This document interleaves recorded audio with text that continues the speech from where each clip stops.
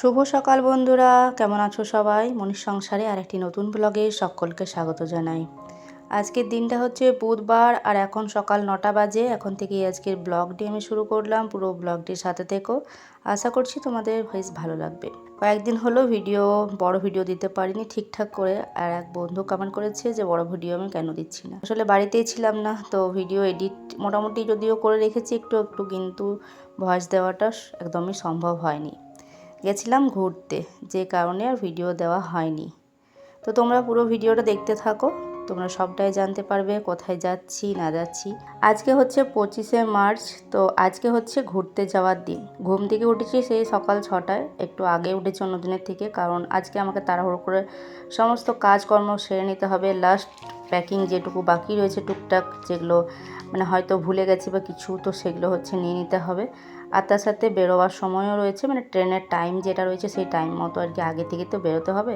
যে কারণে সকালে উঠে বাসি কাজ, পুজো সমস্তটা করে নিচ্ছি। আর এখন সকাল 9টা বাজে। আর এখন সবার প্রথমে আমি বানিয়ে নিচ্ছি হচ্ছে ওই যে ট্রেনে রাত্রেবেলা খাওয়ার জন্য। তো বানাচ্ছি হচ্ছে লুচি, আর তার সাথে এইদিকে কুকারে সিটি দিয়ে নিয়েছি আলু ছোট ছোট করে বানিয়ে, ওই আলু কষা কষা মতো করব। তো ওটা হয়ে গেছে, কুকারে আলু সেদ্ধটা হয়ে গেছে, ওটা নামিয়ে নিয়েছি। আর ওর পাশে ভাতটা হচ্ছে জলটা বসিয়ে দিই, আর এদিকে লুচিটা ভেজে নিচ্ছি। তো রুটি আর করলে একটা একটা করে সময় লাগবে, তার জন্য বললাম সবারই ওই যাতে 4টে-5টা করে হয়ে যায় ওরকম মতো লুচি বললাম কয়েকটা বানিয়ে নিই। ফার্স্টে বললাম এটাই বানিয়ে নিই, তারপর হচ্ছে রান্নাবান্না করবো। বরকে সকালবেলা একটু মাছ আনতে বলেছিলাম, মাছ নিয়ে এসেছে, তবে এখনও মাছটা আমি দেখিও নি, বার করিনি, এখনও রাখা রয়েছে। বললাম লুচিগুলো ভেজে নিই, তারপর ওটা দেখব। তো চলো তোমাদেরকে বলি যে আমরা কোথায় ঘুরতে যাচ্ছি। আমার ফ্যামিলি, আমার মেজো বোনের ফ্যামিলি আর আমার ছোটো বোনের ফ্যামিলি, আমরা 3 বোনে আর কি ফ্যামিলি সবাই যাচ্ছি হচ্ছে আমরা পুরী। অনেক দিনের ইচ্ছা ছিল যে একবার আমি ফ্যামিলি নিয়ে পুরী যাব, আর সেটা হচ্ছে ট্রেনে করে যাব। ট্রেনে করে এর আগে আমি কোথাও কোনো রকম কোনো ট্যুর করিনি, তো অনেক দিনের ইচ্ছে ছিল যে ফ্যামিলি নিয়ে যাব। এর আগে যখন বিয়ে হয়েছিল তখন বর আর আমি দুজনেই গেছিলাম। ওই বিয়ের 1 মাস মধ্যে 1 মাস পরে বা 1 মাসের মধ্যেই গেছিলাম। সেটা সালটা ছিল 2006, আর এটা হচ্ছে 2026।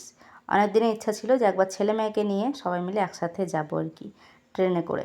তো সেটাই হচ্ছে অনেক দিনের অপেক্ষা, অনেক দিনের ইচ্ছা। আর এখন তো জানোই যে ট্রেনের টিকিট 2 মাস আগে থেকে কাটতে হয়। তোমরা হয়তো ভাবতে পারো যে আমি আগে কেন তোমাদেরকে জানাইনি। আসলে বললেই তো হবে না যে আমি যাব কোথাও, অনেক বাধা বিপত্তি কাটিয়ে আমাদের ট্রেনের টিকিট হয়েছে, জানো তো। কবে থেকে যে টিকিট আমাদের শুরু হয়েছিল, 18 তারিখ থেকে ভেবেছিলাম 18 তারিখে যাবো আর কি। 18 তারিখ থেকে ট্রেনের টিকিট করানোর জন্য আমাদের প্রস্তুতি চলছিল, কিন্তু টিকিট আর পাওয়া যাচ্ছে না কোনো মতে। এতটাই মার্চ মাসে বুকিং রয়েছে, শেষমেশ কোনো রকমে হলো আর কি। তার সাথে ছিল ছেলের প্র্যাকটিক্যাল পরীক্ষাগুলো, যে কারণে টিকিটটা আমরা ভাবছিলাম কোন ডেটে করলে ভালো হয়, কারণ টিকিট যদি হয়ে যায় একবার, তখন আবার পরীক্ষা যদি সেই ডেটে দিয়ে দেয় তখন তো আবারও হচ্ছে আমাদের টিকিট ক্যান্সেল করতে হবে। আর বোনরা বলছিল তখন হয়তো খারাপ লাগবে যে আমি যদি যেতে না পারি। বিয়ের আগে বাবা মার সাথে একবার পুরী গেছিলাম বাসে, টুরিস্ট বাসে, আর বিয়ের পরে বরের সাথেও গেছিলাম টুরিস্ট বাসে। তবে এই ফার্স্ট টাইম আমি ট্রেনে যাব। বোনরা একবার মাঝে 2022 না 23 এরকম হবে হয়তো, ওরা গেছিলো একবার ট্রেনে সবাই, কিন্তু সে সময় আমি যেতে পারিনি। ছেলে সে সময় হয়তো মাধ্যমিক ট্রেনে উঠেছিল, এরকমটা হবে। তো তার জন্য আমার যাওয়া হয়নি। আর ঈশ্বর যদি না চায় তাহলে তো তুমি যেতে পারবে না কোনো মতেই, যখনই ভগবান ডাকবে তখন অবশ্যই যাওয়া হবে। এমনও অনেক সময় হয়ে থাকে যে কোথাও হয়তো ঘুরতে গিয়েও কিন্তু হয় না ঘোরাটা কমপ্লিট। এদিকে লুচিগুলো করার পর আলু কষাটা করে নিয়েছি, আর ভাত খাওয়ার জন্য ওই আলু কষাটাই অল্প একটু তুলে রেখে দিয়েছি। সকালে বরকে মাছ আনতে বলেছিলাম, তবে মাছের সাথে আবার একটুখানি তেল নিয়েছে, আবার হচ্ছে মাছের মাথাও এনেছে। তো বলেছিলাম 4 জনের 4টে পিস আনলেই হয়ে যাবে, কিন্তু না, বাড়তি নিয়ে এসেছে, করে দিলাম। আর যত কিছু করব তত কিন্তু বেশি লেট হবে। আর এই যে আলু কষাটাই অল্প একটু তুলে নিয়েছি, এটাই ভাত দিয়ে খাওয়া হয়ে যাবে। তো রান্নাবান্না কমপ্লিট হয়ে গেল বন্ধুরা, এখন বাকি হচ্ছে 11টা মতো বাজে, এখন সবটা গুছিয়ে নিই। তো বন্ধুরা এখন 11টা বাজতে 5 মিনিট বাকি রয়েছে, সমস্ত দিকে রান্নাবান্না কমপ্লিট, এখন শুধু গোছানোর পালা। সবটা হচ্ছে গুছিয়ে নেব, তারপর খাওয়া দাওয়া করে রেডি হব, বেরোনোর সময় হয়ে যাবে তখন, ঠিক আছে। তো তোমাদের সাথে যতটা পারবো শেয়ার করবো অবশ্যই। ভীষণ আনন্দ হচ্ছে, আবার একটু একটু ভয়ও করছে। যাই হোক, চলো এগুলো এখন গুছিয়ে নিই অফ ক্যামেরাতেই। লাস্ট টাইম কিছু বাকি ছিল ব্যাগে ভরার, সেগুলো ভরে নিয়েছি। ছাদের কাপড় চোপড় নিয়ে আসা হয়ে গেছে সবটাই। এখন দুপুরের খাওয়া দাওয়া কমপ্লিট করে এই তো সব রেডি হচ্ছে, আমরা মেয়েকে রেডি করে দিয়েছি। ওদিকে ছোট বোন আর আমি দুজনে মিলে আমরা একটা অটো করেছি, ছোট বোন এক্ষুনি চলে আসবে। তো বন্ধুরা এই একটি ব্যাগ, এখানে সমস্ত খাবার দাবার আছে এটাতে। এখানে 1 বোতল জল নিয়ে নিয়েছি, আর এখানে বরের আর ছেলের জন্য এই টলিটাতে ঠিক আছে, বাস এই ব্যাগগুলো হয়েছে। তো বন্ধুরা ঘড়িতে এখন 1টা বাজে, রেডি হয়ে গেছি।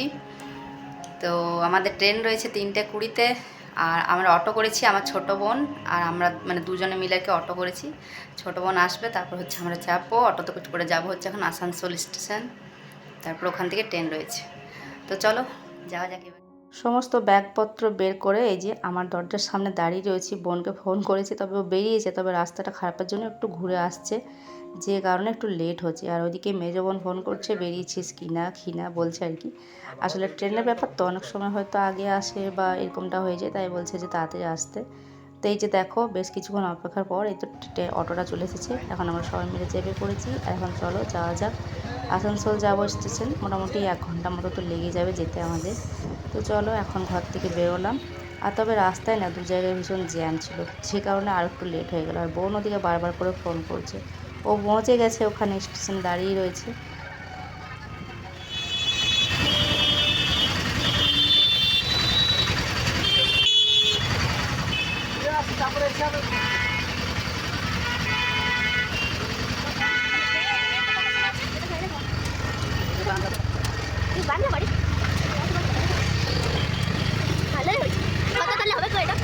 জানি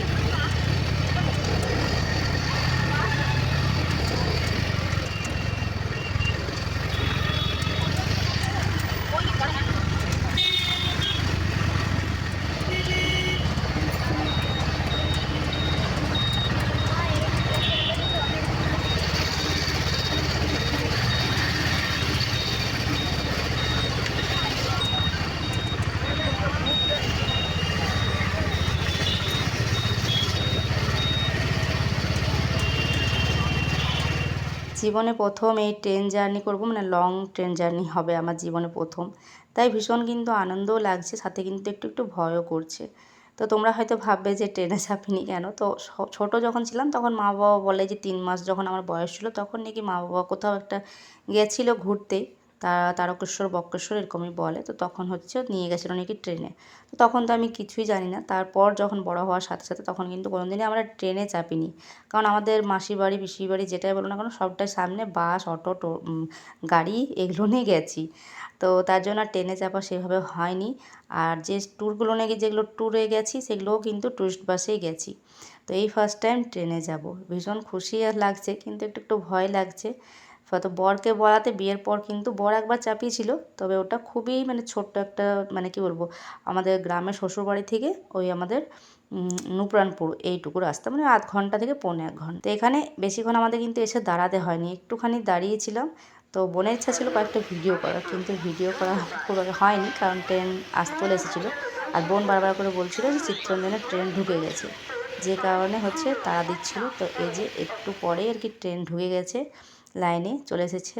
তো চলো আমার মেজো বোনের বর ফার্স্ট টাইম যেহেতু আমরা মানে চাপছি, তাই হচ্ছে ও বললো, বোনকে বললো যে অন্য বগিতে রয়েছে বোনরা, আর আমরা হচ্ছে অন্য বগিতে রয়েছি।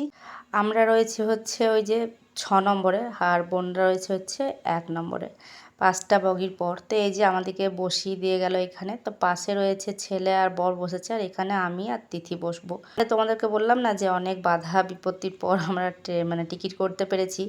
আসলে আমাদের ওই যে স্লিপারে করার ছিল, কিন্তু স্লিপারে পাইনি, আর এসিতে আমাদের সিট হয়েছে কোনো রকম। তো বলেছিল যে পরে হয়তো হয়ে যাবে, কিন্তু হয়নি। বলেছিল যে মার্চ মাসে পুরো নাকি টিকিট মানে পুরো ফুল রয়েছে। তো আর সেতেই বসেছি, এই যে দুজন দুজন করে, এখানে রয়েছে বর আর ছেলে, আর পাশেরটাতে এই যে আমি আর তিথি রয়েছে। তবে তিথি গেল এখন ওই যে ওদের মাসিদের কাছে গেছে ওই বগিতে, আমি এখন একা বসে আছি। আর একদম চুপচাপ, একদম ফাঁকা, মানে বোরিং লাগছিল আমার, জানো তো। কারণ বোনেরা থাকলে সামনে আমাকে একটু মানে একটু গল্প করতাম, আর এখানে তো সেভাবে কাউকে মানে কেউ চেনে না। পাশের জন রয়েছে, অনেকেই রয়েছে, এভাবে হচ্ছে এই যে শুধু রাস্তা দেখে দেখে যাচ্ছি। আর এখানে একটা নদী রয়েছে, ভীষণ ভালো লাগছে দেখতে। উপরে হচ্ছে ট্রেন যাওয়ার রাস্তা রয়েছে, আর নিচে এই যে দেখো ভীষণ ভীষণ ভালো লাগছে দেখতে রাস্তাটা। আর এই ট্রেনটা হচ্ছে পাটনা পুরী, মানে পাটনা থেকে মানে আসছে পুরী অবধি, মানে লাস্ট হচ্ছে স্টপ। আর ওই যে পাহাড়টা দেখছো, ওটা আমার বর বলছে দেখো ওই যে আমার কারখানার কাছে পাহাড়টা দেখাচ্ছে। ট্রেনের জানলা দিয়ে বসে বসে এইভাবে রাস্তা দেখতে কিন্তু ভীষণ ভালো লাগে।